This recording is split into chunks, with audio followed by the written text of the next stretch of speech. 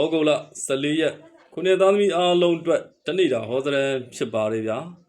မိတ်ဆွေခုနှစ်သားသမီးပေါင်းသက်ရှည်ချမ်းသာချမ်းသာပြည့်စုံနိုင်ကြပါစေမိမိကိုယ်ကိုယ်လည်းကောင်းတည်တဲ့ကောင်းအောင်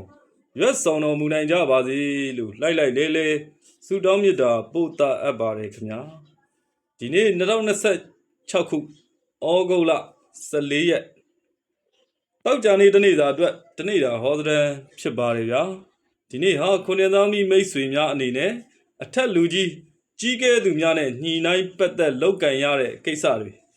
အိုးအိမ်အုပ်ဦးအမျိုးမျိုးအေးဆိုင်အေးပစ္စည်းအယောင်းဝယ်လုပ်ငန်းတွေပညာရေးဆိုင်ရာဘာသာရေးဆိုင်ရာအလုပ်တွေပြုလုပ်ဆောင်ရွက်တဲ့နေ့ဖြစ်ပါတယ်ဗျဒီနေ့အတွက်ကံတရားရဲ့ထောက်ပံ့ရရှိစေဖို့ဆိုရင်တော့အဝါရောင်အနီရောင်များပါတဲ့ဝိစားသုံးဆောင်တွေကိုအားပြုဝစ်စင်သုံးဆွဲတင်ပါတယ်ဒီနေ့ရဲ့အောင်တဲ့အားကောင်းတဲ့နေ့နံတွေကတော့ဂျာသာရိသားသမီးတနင်္ဂနွေသားသမီးတို့ဖြစ်ကြပြီးတော့ကံကောင်းလက်ရွှင်စေတဲ့ကဏ္ဍတွေနံပါတ်တွေကတော့9ကဏ္ဍ1ကဏ္ဍတို့ဖြစ်ကြပါတယ်ဗျ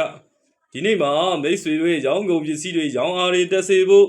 လုပ်ငန်းတွေတိုးတက်စေဖို့ဆိုရင်ဘာလုပ်ငန်းလုပ်တာပဲဖြစ်ဖြစ်ဘာရောင်းတာပဲဖြစ်ဖြစ်ဘာပဲရောင်းခြင်း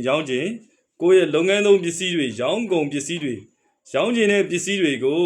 ပလင်းလေးတစ်လုံးနဲ့ပလင်းတစ်ဟောင်းသေးကြီးပလင်းလေးတစ်လုံးနဲ့တိုးခောက်ပြီးတော့ဆူတောင်းတင်ပါတယ်